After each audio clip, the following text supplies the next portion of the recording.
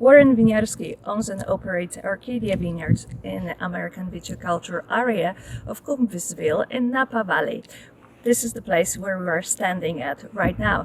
He is famous for development and recognition of Napa Valley and his philanthropy work. Warren has worked on development of the Napa Valley Agricultural Preserve since 1968, which defines what Napa Valley is today. Welcome to Napa Valley Wine Academy Educational Spotlight. We are hosting today Warren Winiarski, who owns and operates Arcadia Vineyard in the Coombsville AVA of Napa Valley, which we're standing in. He is famous for development and recognition of Napa Valley and his philanthropy work. Warren has worked on development of Napa Valley Agricultural Preserve since 1968, which defines what Napa Valley is today.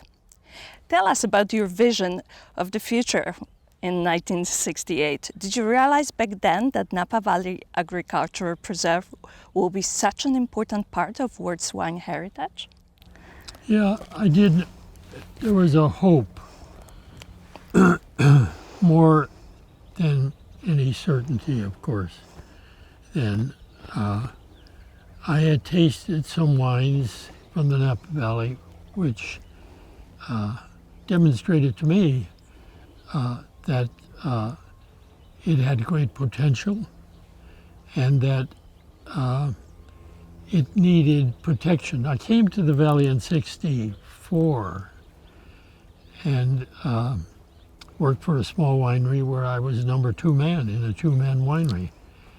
And so I had the opportunity to learn about winemaking, which I did not have either professional training for or otherwise academic training for. So I had to learn by doing, and I did that. But I had some experience with wine that told me that Napa Valley had great potential and that it could make beautiful wines. I wanted to be part of that. And so when the Ag Preserve came in 1968, I knew then that unless we could preserve agriculture for the future of the valley as the main and single most important industry, that we would never get a chance to show that. We needed time. We needed agriculture to be very important and to be preserved for the future in order to give it time to express the beauty that its potential possessed. And the time has shown that you're absolutely right. And we are now in the vineyards looking at this amazing development and the preserve years later. So one of the major steps in worldwide recognition of Napa Valley was Judgment of Paris, which happened in May 24, 1976. How did Judgment of Paris change your and Napa Valley life? Well, I think it showed anyone who had the ears to hear that the artificial hierarchy which had been created by France was no longer viable worldwide, that there were possibly other places beside the Napa Valley showed that it could compete on a world scale in that hierarchy, and therefore the hierarchy was on shaky grounds, that the French wines, the wines from France were the only place where really beautiful and great wines could be made. And that recognition, with the results of the Paris tasting,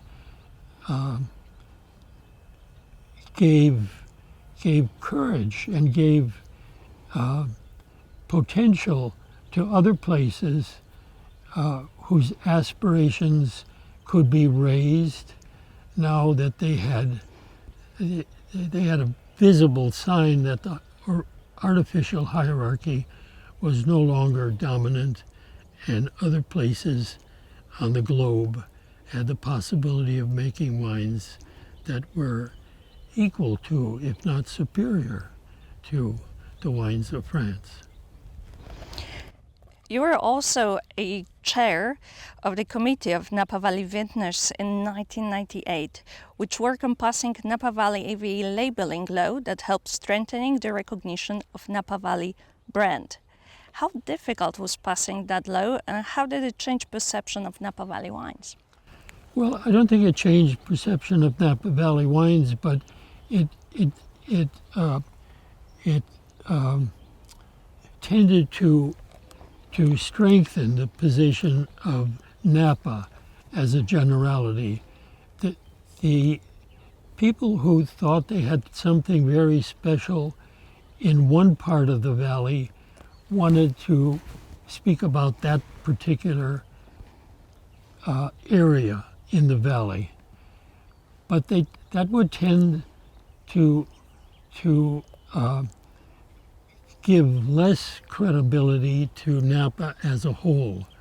And what I wanted to do with that committee, and everyone on that committee agreed, that rather than make a few benefit, we wanted Napa as a whole not to become a regional, but subdivisions of it could also express their singular and characteristic difference from each other. So the effort we tried to make was no losers.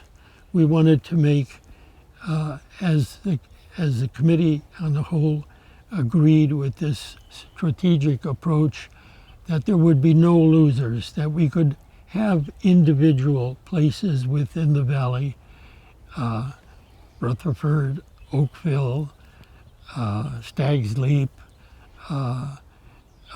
Coombsville. They all could have their special characteristics, but they'd have to mention in the same type size on the label Napa Valley at the same time. That was called conjunctive or tag-along label. We had a label that they had to put on about the Napa Valley in the same type size, the same typeface, and it could not be the specific area that they wanted to characterize and be known as distinctive for. That would have to be mentioned in conjunction with the Napa Valley. So I think we accomplished that. A conjunctive label for the Napa Valley became a model for other places to do the same thing in California. That being a great success, you are able now to show the expression of this place that we are in, which is Coombsville. And we're here today to show the vineyard management in March and show how the vines are preparing to the following season. And pruning is one of the most important vineyard management activities during the season. So how does the pruning influence development of vines? Yeah, well, as you said, it's the most important thing we can do, because the annual cycle of the vine is determined by the pruning level. You're determining by pruning how many places you want that vine to support with growth for that year. And that determines not only the crop size, it determines the longevity of the vine, that you're not asking it to do too much, and it determines the potential quality as well. The potential quality, I mean, the season itself is the final thing that determines what the quality is for that year, what the character is for that year. Whether it's hot or cold or in between, and all the different things that influence the actual character of the grapes at the time they're harvested. But the potential is determined by allowing only so much to be growing that the vine is capable. And you see that by looking at an unpruned vine. If you see that all the shoots have got to the top of the canopy, the 14 leaves or so that they need to harvest to bear 2 clusters of fruit on that same shoot. There's very little interchange between this shoot and this shoot. So this shoot, the leaves on this shoot will determine what the character is, and how many leaves you leave on the whole plant is determined by how many places you allow 2 shoots to grow. This vine has been pruned to 2 buds. That means this will make 2 shoots just as this made 2 shoots. Now these 2 look a little bit spindly to me. They look a little, I don't know whether they reached the top. They could have reached the top. We have done some pruning, pre-pruning here. But these 2 shoots were adequate, not too much. And so the total number is what we want to determine by looking at the vine. And that you make that assessment just by looking at the vine, and you see the caliper, the thickness of the shoot, and then you say it can carry as many as it carried last year. You found the right balance between its vegetative needs and the needs for a crop to hold the vegetative in a balance so that the perennial character, this is not an annual, this is not like a blade of grass. This will grow for many years, many cycles of the sun, but it has to have the energy stored up as a perennial to make that growth feasible in the springtime. Because in the springtime, all the energy that's generated is not from the leaves. It's what's stored in the plant itself. So the plant has to reserve something so that it can produce those leaves from its stored energy before the leaves begin to work and make food for the living plant. Okay, so talking about that energy, we had a really challenging winter with a little bit of rain. How will that influence this year's growth? Yeah, good. So in that regard, you have to think about last year was a drought year. This year is a drought year. This year is more of a drought year than last year. And so you have to think about that. What looked like it might work last year might be too much, too many places to let grow this year. If you want fully ripe berries,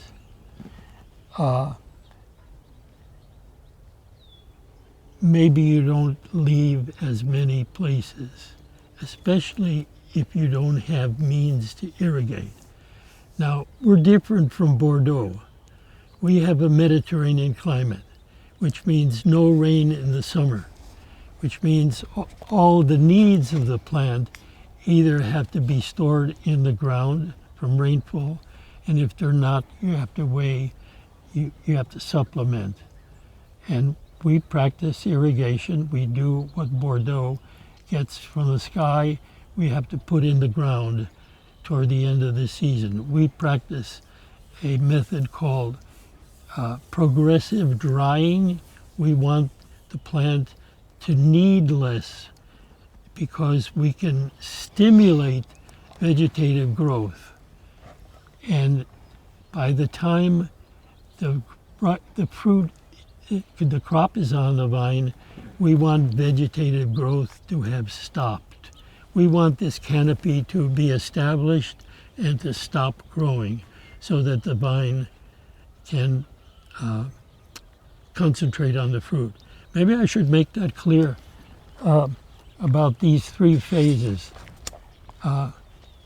You have what the plant needs to grow in its vegetative phase. It has a phase where vegetation is the most important thing,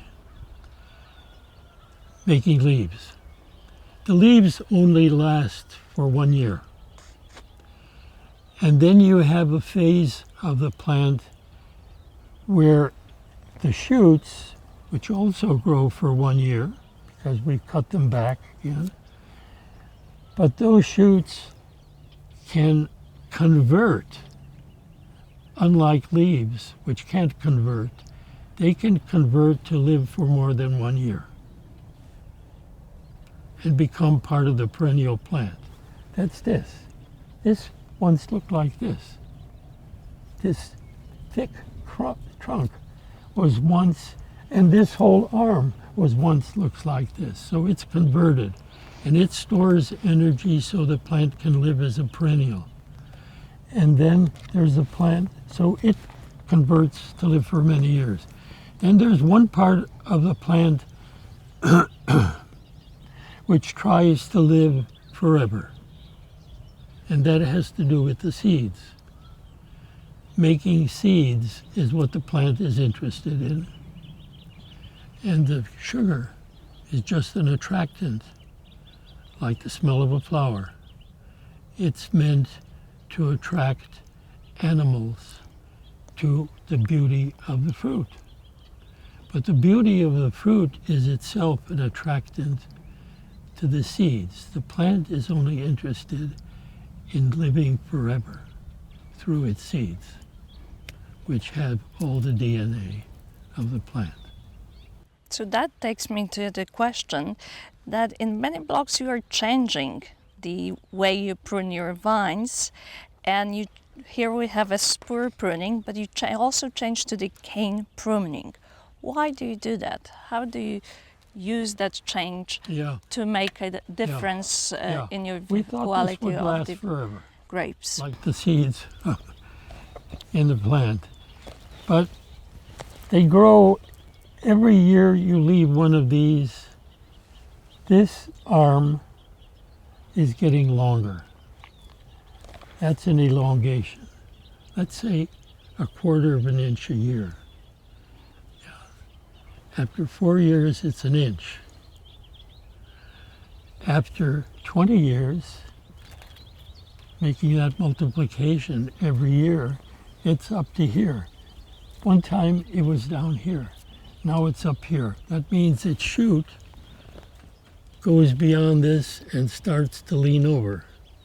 Once it starts leaning over, the plant senses that and wants to make another shoot, because its whole objective is to get to the top of the forest. This plant grew up in the forest. Its tendrils tell you that, because all these things help it to grow straight up. Straight up is where the sunshine is. That's where it's going.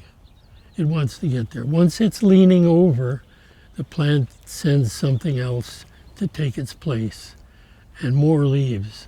Leaves we don't want, because that's excessive energy stored for next year. We want the plant to be a moderate and not a growing forever up.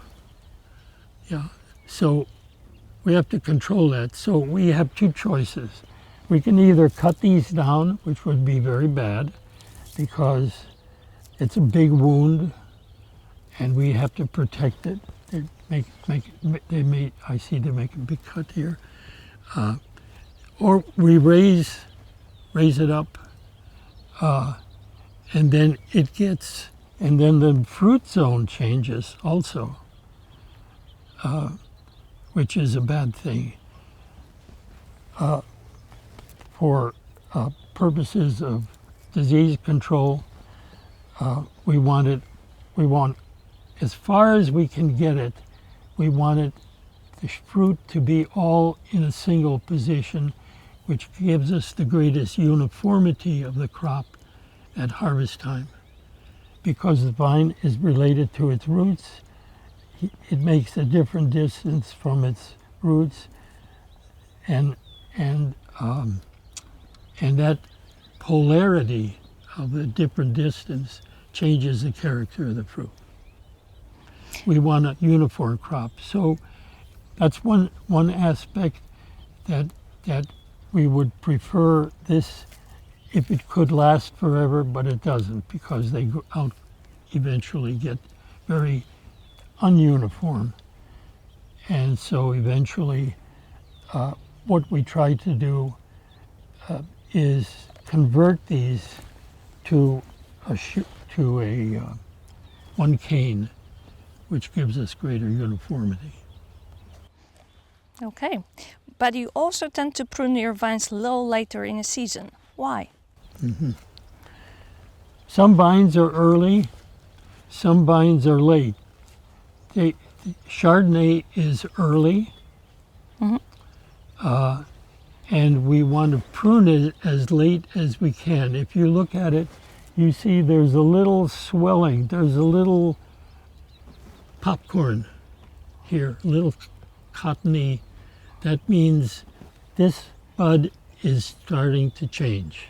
It's being pushed by the pressure from the ground to start moving.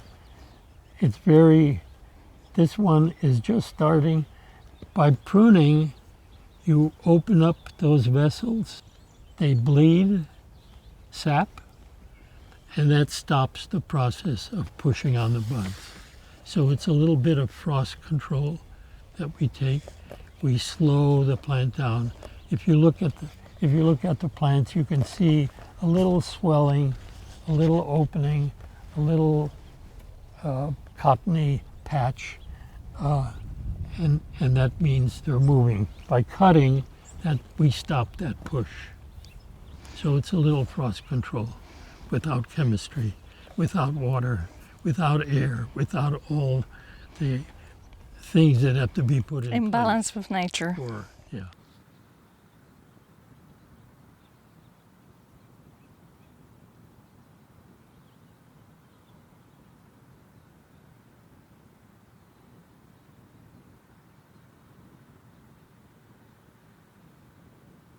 So looking around, mustard looked magnificent in the vineyard today. So Yeah, I love it. The color is wonderful, isn't it? it's gorgeous. But can you discuss the role of its purpose in the vineyard, and how does it help control nematodes? Yeah. This I just discovered recently, and so it was unknown to me. I liked it for different reasons. I liked it because it has a big taproot. I don't know if you can see the major stem, and that gives the opportunity for water to get around that and to sink in. So it breaks up the ground so that we could get good penetration from rainfall. But it also has some major leaves at the bottom that spread out, and it breaks up the velocity and the dynamism of strong rainfall. So we save soil. It's a soil saving technique from erosion, to prevent erosion. And then we mow it and we incorporate it in, because it possesses, all the green is nitrogen. So it possesses nitrogen to restore the soil, the surface part of the soil, which then penetrates into the lower areas, so that these plants would use nitrogen in growing, without applying a commercial fertilizer. We can restore it simply by plowing it in and breaking it up into the topsoil. So one important role is incorporation of nitrogen in the vineyards, but there are also nematodes. How does mustard help to fight nematodes? Well, that's what I determined. When it starts to decay, when we incorporated its fermentation in the soil releases things that are present, chemistry which is present in the plant itself, which is negative for nematodes. Nematodes are root feeders. And so to have that natural pneumaticide that is not only negative for them, but kills them, kills the nematodes. They're microscopic little things, but they do feed on roots. And so to give the root, especially in a young vineyard, it's extremely important to get that aspect, which I didn't know till recently, that we're also doing that. And so it's not only replacing nitrogen, but a natural enemy for roots is nematodes, which feed on them. Yeah, especially at this time of a year when the temperature of ground reaches roughly about 62 to 65 Fahrenheit. This is the time when they're coming up, and that's when they can be combated by mustard. Soil, you're referring to that, the soil probe, which tells us the temperature below ground. Yeah, thank you for that. So, do you use any other cover crop? It crowds everything out, but where it's less, there is a clover, which also fixes nitrogen, but it's a burr clover. It's come in, and it doesn't compete very well with the mustard. But at the edge of the vineyard, mainly the burr clover takes over, and that gets in people's socks. It's not too happy. We're not too happy with that. So you need to combat that as well. Yeah. Okay. It serves the purpose of erosion control, but it has some drawbacks.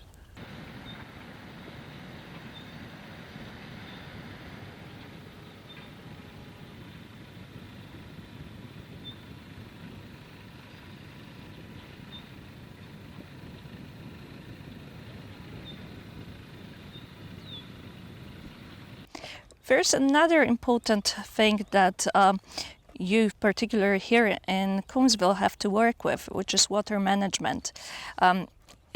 Water is important for development and health of the vine, and vineyard owners here in Coombsville have done a tremendous job on conservation of water in the area.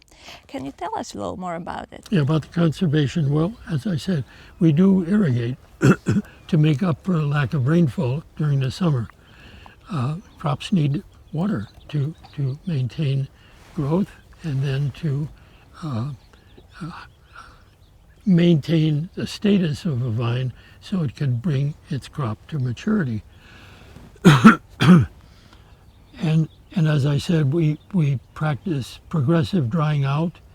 We want the vine to need less to determine its leads. That's why we want to control the number of leaves that are on a shoot, because the leaves, to make their photosynthesis, require water. And more leaves means more water requirements. If we get the vine to get just to the right proportion in how much it grows, how many leaves it has per vine, how many leaves it has per shoot, then we can control the need for water.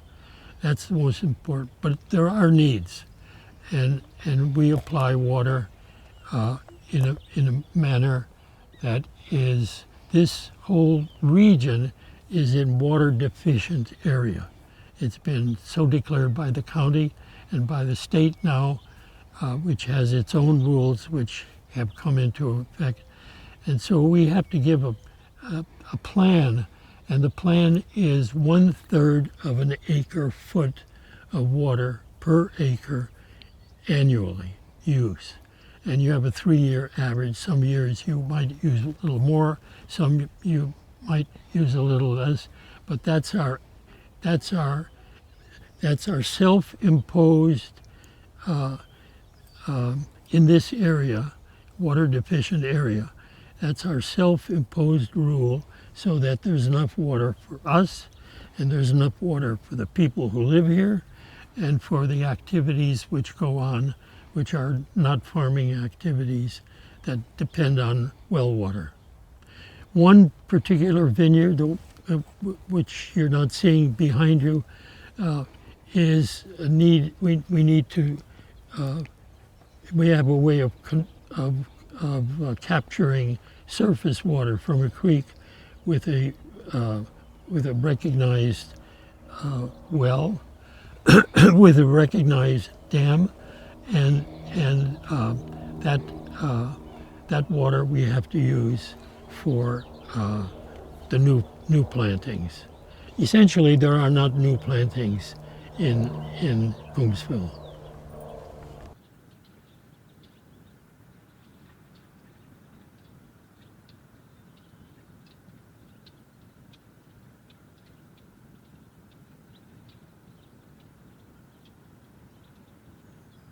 So Warren, looking at this magnificent vineyard that's just waking up right now, when we can expect the bud break? Yeah, well, Chardonnay is already, it's not breaking, and we'll hold it back by pruning, but it is, the growers have an expression which the vines are not in now, and that is tight. When the buds are tight. These buds are not tight. They're just waiting to start. So this will slow it down. But Chardonnay is more conservative. It waits. It takes its time. It waits till all the other fruit trees are out, and Chardonnay is still waiting to get untight. But when it starts and makes up for its tardiness. It's very conservative. This is a very good thing for us, because that means the only thing we really have to worry about frost protecting mechanically is the Chardonnay. That's why we prune it last. That's why we prune it first, and because it is first, we prune it last. Great. Well, Warren, thank you so much for sharing with us your wonderful story and for your astonishing work and vision of making Napa Valley one of the most important wine regions of the world. Thank you for your interest.